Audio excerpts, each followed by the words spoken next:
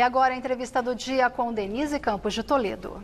Nós vamos falar de política, eleições municipais e o combate ao coronavírus. Eu converso agora com José Auríquio Júnior, que é prefeito de São Caetano do Sul, pelo PSDB, e que é médico também. Prefeito José Auríquio, boa noite. Boa noite, Denise. Boa noite a todos. E uma satisfação poder estar aqui com você.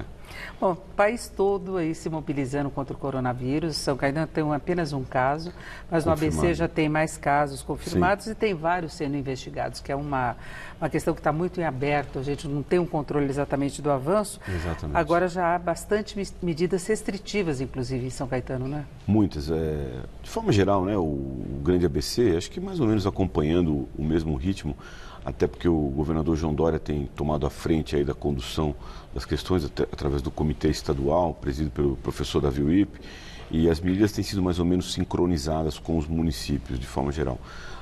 As medidas restritivas são as clássicas, mas há ainda muito a se conquistar nessa questão, até para a conscientização da população. Tem fechamento de parques, de escolas, de centro de treinamento esportivo, centros integrados até de saúde, educação, bibliotecas, enfim. Se tenta evitar ao máximo o contato das pessoas e aglomeração, né? Porque a transmissibilidade do vírus está diretamente relacionada ao deslocamento das pessoas, né? Então, na medida que você consegue restringir a circulação de pessoas, automaticamente você está tendo uma transmissibilidade menor. E com isso você consegue alongar no período de tempo o contágio a toda a população, que é o que efetivamente vai acabar acontecendo, né? Mas a grande preocupação é se o sistema de saúde estaria preparado por causa de um contágio maior e de pessoas precisando mais do tratamento médico efetivo, internação, UTI e tudo mais. São Caetano está se preparando para isso? Estamos nos preparando, estamos seguindo protocolos do Ministério da Saúde, da Organização Mundial de Saúde, estamos ampliando o número de leitos de UTI. É importante que na ampliação do número de leitos de UTI você tenha para cada leito novo aberto o correspondente equipamento de ventilação mecânica, porque o grande mote desses pacientes que acabam trazendo a parte mais crítica do coronavírus é por insuficiência respiratória. Portanto, você tem ventilação mecânica de forma precoce e prolongada. Então, um equipamento muitas vezes fica 15, 20 dias bloqueado com um único doente. Então, não basta, às vezes a gente vê muito cálculo, nós estamos abrindo não sei quantos leitos de UTI. Você tem que ter o suporte de equipamentos necessário para isso. Nós estamos nos preparando nesse sentido, sim. O respirador é o principal, inclusive a gente viu na Itália. Exatamente. O caos foi exatamente por causa disso, né? Um dos gargalos que o sistema italiano apresentou no colapso geral que foi a questão da ventilação mecânica. Eles tiveram, inclusive, inviabilizar centro cirúrgico para você poder usar o carro anestésico, que tem um ventilador mecânico, para suprir leitos de UTI. Agora, José Auríquio, você também é vice-presidente da Frente Nacional de Prefeitos. Os prefeitos têm uma ação coordenada no sentido de combate ao coronavírus? Olha, a Frente Nacional, como o próprio nome diz, ela congrega prefeitos do Brasil inteiro. Naturalmente, cada região tem uma peculiaridade, cada estado tem a sua característica. Aos prefeitos do estado de São Paulo, eu não tenho dúvida que não nos falta a liderança, a condução por parte do chefe do Poder Executivo, que é o governador João Dória. Aliás, acho que é um exemplo que ele tem dado para o Brasil. Os municípios têm tentado uniformizar. No Grande ABC, nós temos amanhã uma reunião muito importante pela manhã, o consórcio intermunicipal, entidade que reúne os 7 municípios, vai se reunir amanhã exatamente para a gente tentar trazer uma equalização das ações, não só de saúde, mas sobretudo as restritivas. E quando você faz isso de forma coletiva, você tem um resultado mais eficiente. Agora, uma reclamação meio geral tem sido falta de dinheiro. Já há bastante tempo, os municípios, né, com dificuldade.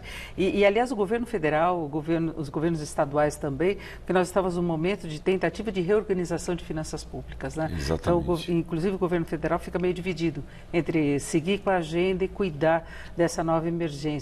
Para municípios é a mesma coisa. É até mais dramático, Denise, porque, na verdade, a gente já vem de um período de recuperação econômica muito tímido, muito difícil, com um grau de claudicação muito grande.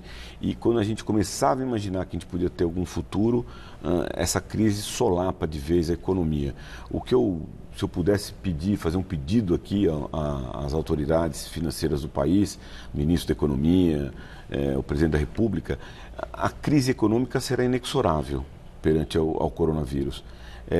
Que pelo menos a gente faça isso de uma forma conjunta, uma defesa conjunta, privilegiando o sistema de saúde do país, não inibindo gastos, que é uma das questões que nós temos visto muito frequentemente aí por ações do governo federal, mas sim estimulando um gasto público de qualidade, um gasto público voltado a ações de saúde, voltados a suporte.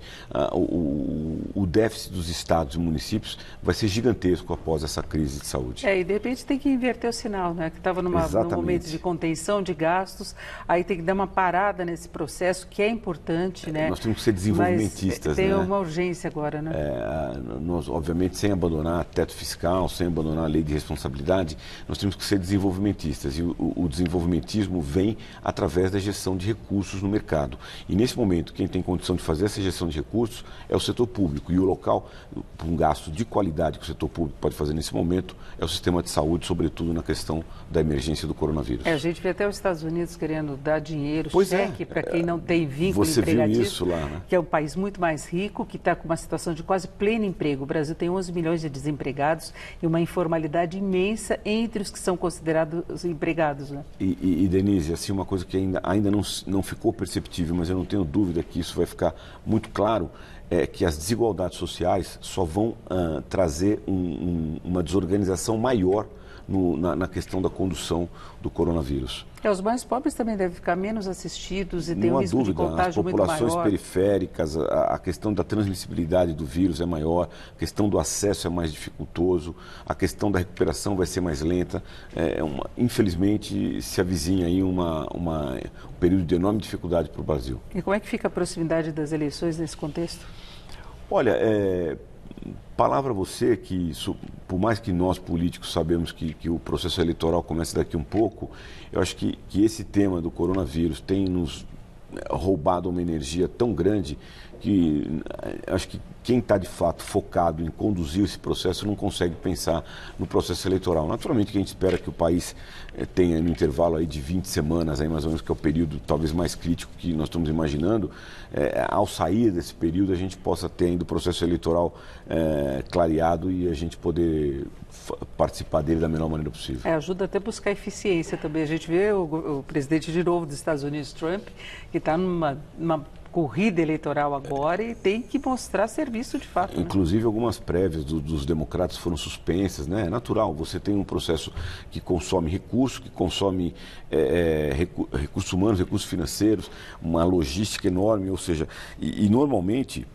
e isso é muito claro, o chefe do Poder Executivo normalmente é quem conduz esse processo de crise, de emergência sanitária, etc.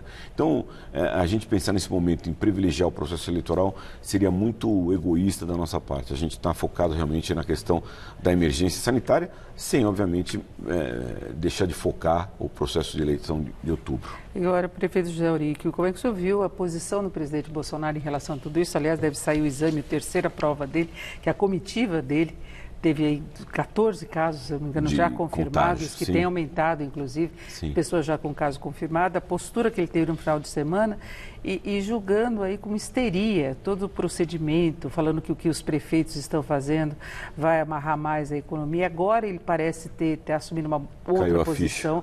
Então, é bem diferente do ministro Mandetta da Saúde e o próprio Paulo Guedes, que no começo também foi meio devagar, mas agora está anunciando medidas. O ministro Paulo Guedes, de forma liberal, no começo ele não acreditou muito, né, na epidemia. E ele é contra o intervencionismo, essa coisa de dar dinheiro para fazer a economia crescer. Como todo liberal, né? Como todo liberal, acha que o ajuste é só através de corte de gastos. Mas, enfim, a questão do presidente, eu acho que entristece a todos nós brasileiros, né? A gente espera, todos nós temos expectativa que num momento agudo como esse, de crise, que a gente tenha a condução por parte da maior liderança. A maior liderança do Brasil, sem dúvida nenhuma, hoje é o presidente Jair Bolsonaro, eleito com 57 milhões de votos, com uma expectativa enorme de tirar o Brasil da crise que vinha do período petista. E a gente vê aí declarações nesse sentido, incitando aí o confronto entre poderes. Não é o que a gente quer para o país, né? A gente quer para o país serenidade, sobretudo num momento grave como esse, para a gente ter um bom condutor num mar revolto, que é o que nós estamos enfrentando agora. Falando ainda da questão financeira, sua avaliação em relação às primeiras medidas do governo, podem trazer alívio de fato? Olha, na prática a gente ainda não sentiu isso naturalmente. A gente espera que essas medidas tomem rapidamente o cenário brasileiro, porque nós vamos ter despesas extraordinárias já agora, ao longo dos próximos dias. E não adianta você, na ponta do sistema aqui, você querer agora poupar na questão de contratação de recursos humanos, de recursos técnicos, insumos, questão de testagem laboratorial, uma questão que a população não conseguiu entender de forma adequada. Então nós precisamos ter sim, o mais rápido possível, esse dispêndio por parte do governo federal. Agora, os prefeitos ficam amarrados a essas decisões do governo federal, e até que ponto que tem autonomia para tomar decisões, contratação de pessoal, inclusive de equipamentos médicos? Olha, juridicamente a gente obviamente tem toda a autonomia como chefe do Poder Executivo. Agora, existem situações de excepcionalidade, como a gente viu hoje o prefeito Bruno Covas decretando o estado de emergência, que é uma situação jurídica administrativa que você passa a declarar aquele município, que flexibiliza uma série de procedimentos que também tem como finalidade maior atender a população aí mais afetada por uma emergência, no caso uma emergência sanitária como nós estamos, e que propicia você ter uma velocidade maior